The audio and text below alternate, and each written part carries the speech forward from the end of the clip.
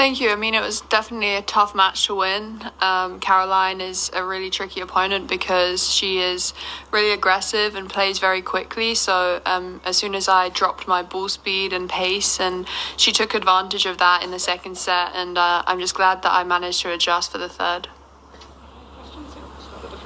Your countryman, Andy. I think Andy is just such a class player. I mean, the way he can put the ball in places that you just don't want, and I think that's a real great skill to have, and I definitely looked up to him today, especially because I was following him and I knew he came through some tricky moments. And I was thinking the same when I dropped the second set. I was like, you can do the same, just keep pushing. And I think it was great to kind of follow him in the order of play today. And if you could just follow up, it's such a special day for him. Can you give us either a fun or a special story about Andy, that first choice, or just the second choice? Just tell us what he means to you as a British star, and I'm sure he's been so supportive. Yeah, I mean, he has been for sure. I know one time when I was just practicing, I think I managed to hit with him and I was so nervous. I was moving my feet so fast and just to try and keep up. And I think that he's just such a great role model for me and everyone from the UK and also across the world. And 700 wins is just something I can dream of. I think I'm on 3 right now. So a long way to go. The last few months have been kind of a whirlwind for you of activities and things. Could you kind of talk about some of those challenges and how that contrasts to when you were here last fall?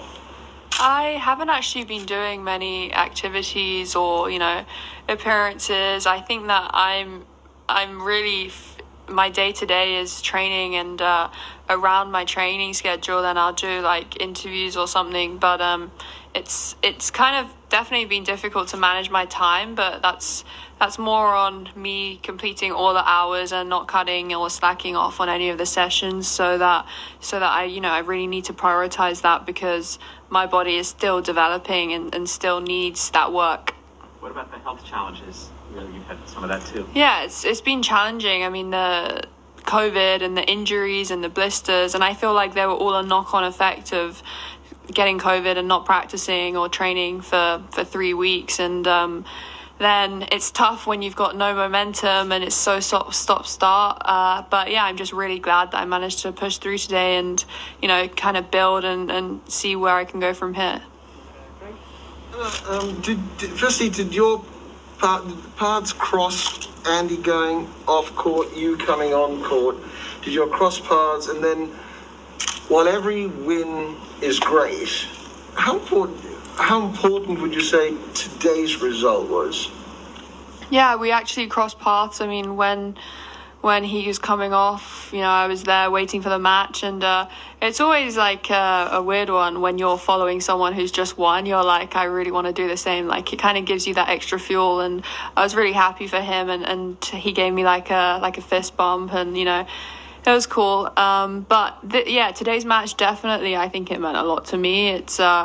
It's my first, my second win of the year, and I haven't played so many, but I've just had these injuries and niggles, and to come through in a big tournament, I think it definitely means a lot. And I'm just really glad that at this level, my level was good enough today. I just wanted to ask how physically you felt out there on the court, and also, was it ever really close for you to not come and not compete here? Yeah, I mean, honestly, after Mexico, I flew home and pretty much everyone was like, you're done. Hopefully Miami's 50-50, and that was, at the time, that's 4 weeks of, rehabbing, coming back. And I was like, you guys, I mean, I feel like I can listen to my body here, and it was starting to get better. And now I'm just really glad that I definitely came. And I think that it's definitely just important to kind of listen to your body, how it's feeling. And regardless, I know the medical experts, they're all top of their job, but then if you're really in tune with your body, I feel like you kind of get a good grasp of the decision to make. You talked about Andy's skill. I was wondering, what do you think your biggest skill is? And what's the main skill you'd like to add to your game?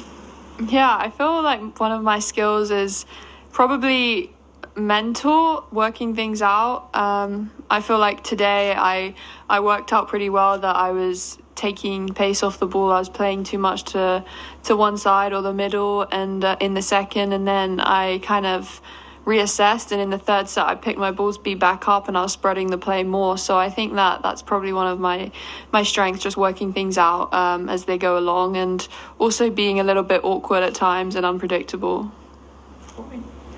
Emma, you were really positive with yourself. It looked like from the first point, fist pumping and everything like that. You came out very positive after that second set into the third set. I'm kind of curious, what is your mindset? What are the emotions like right now when you play these matches? And then on match point, when you win, is it a sense of joy? Is it a sense of relief? Like, what is the feeling that you feel when you win a match right now? So the match today, it was actually, I'm not gonna lie, I was like a bit nervous going out before, because I hadn't played many, and I know that before I went out in my last match in Mexico, I was pretty nervous. So today I just really wanted to play free and swing, and during when things were getting difficult, I was like, just think how bad you're gonna feel if you let this slip after having your chances. I broke in the first game of the second, and I played a bit of a sloppy game, missed loads of first serves, and let her back in. So I think that, and at the end, I think this one definitely meant a lot to me. So definitely a lot of joy. I have a little bit of a different question. For American writers, it's fun to cover British players. Just it's the same language, but it's really different too. I mean, you guys always refer to injuries, but we call injuries as niggles. Is there anything in American English, any phrases or words that are fun or different to you? Maybe not. One, Max, actually, my agent. I mean, it's funny, when he was in my box in Australia, and all I could was like, "Come on, baby," and I was like literally cracking up. Like that was getting me. But I love how positive and fun American people are, and I feel like I get really, I feel like coming here as a Brit, we speak the same language, so it's basically the same thing, but in another environment, and it's a really cool place to be. Everything is so easy and functional too. And Emma, just the other day you were saying that you weren't used to the new normal quite yet. So I'm just kind of curious for you, what's the weirdest thing about your new normal? The one thing that's like hardest for you to kind of get your head around, or? The weirdest, I think, when people kind of like ask, the weirdest thing is when someone gets like so happy that I like take a photo with them or like say hi. I feel like that's just normal. I don't think that's anything like they shouldn't be getting happy because it's just me, So, but yeah, it definitely means a lot when that happens, and I kind of feel bad because sometimes when I'm like practicing before the match, that like the crowd here, you can kind of see when people come off and match. So I feel kind of bad that I can't do it all the time. But yeah, whenever I get a chance, I really make sure I wanna try and connect with the fans and the people watching. After the incredible highs that you've experienced, and then there have been the disappointments with some of these results. Do you feel that you're putting pressure on yourself, or do you feel there is pressure being put on you, that people are expecting you to win unrealistically every match you go out and play because you've won the US Open?